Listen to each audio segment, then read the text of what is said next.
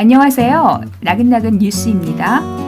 지난 7월 1일 캐나다 매니토바주 위니펙에서는 분노한 원주민 인종 청소 규탄 시위대가 주의회 앞에 설치된 현 엘리자베스 2세 영국 여왕과 빅토리아 여왕의 동상을 박살냈습니다. 평소 하키에서 졌을 때가 아니면 순하다고 소문난 캐나다인들이 저지른 행동이라 더 충격이었는데요.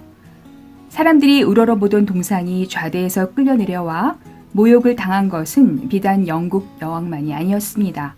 토론토 중심에 있는 명문 대학에 세워진 19세기 교육학자 에거튼 라이어슨의 동상도 온갖 수모를 당했습니다. 해마다 불꽃놀이를 하며 기렸던 건국 기념일인 캐나다 데이가 돌아왔지만 올해는 초상집처럼 지나갔습니다.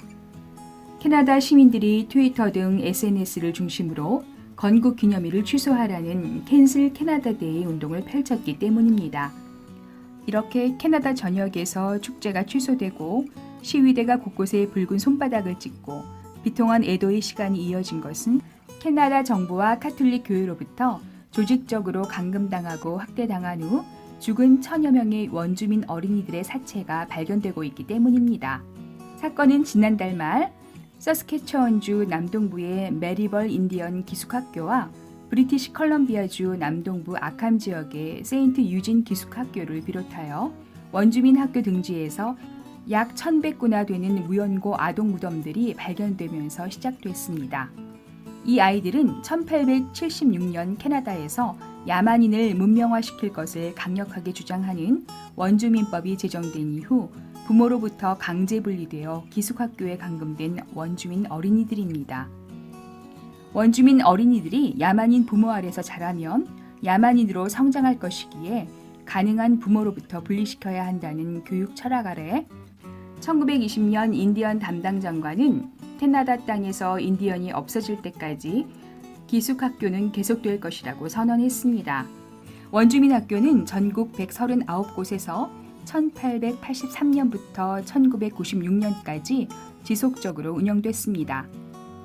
이 기숙학교에선 어린이들에게 구타와 방임, 성적 학대 등 가혹행위가 난무했으며 피해 어린이가 사망했을 경우 가족에게 알리지도 않고 안매장했다는 증언이 잇따랐습니다. 심지어 어떤 학교에서는 불임 수술까지 강제 시행했다고 합니다. 이번에 발견된 유해는 1000여 구지만 실제 사망자는 최소 3200명에서 10,000명에 이를 수 있다는 추정이 나옵니다. 생존자들의 삶도 처참하기는 마찬가지였습니다. 그들은 원주민 언어와 고유 문화를 잃었습니다. 교육 목표가 성공한 것이죠. 서양 문화 맛을 보고 들어온 원주민 자녀들은 언어가 통하지 않는 부모와 문화적 갈등을 빚었습니다.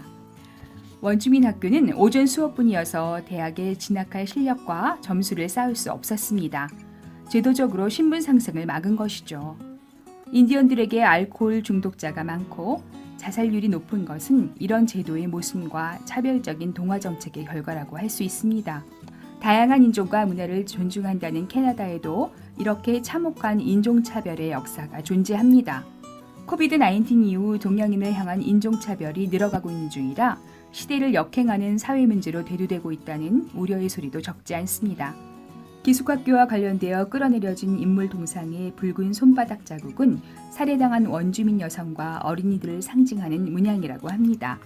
피해자들의 내적, 외적 트라우마가 진심 어린 참회와 제도적인 노력으로 회복될 때까지 캐나다인들의 마음속에 붉은 손바닥 모양의 주홍 글씨는 참회와 책임감으로 오래오래 남아있을 것입니다. 지금까지 나긋나긋 뉴스 해나였습니다.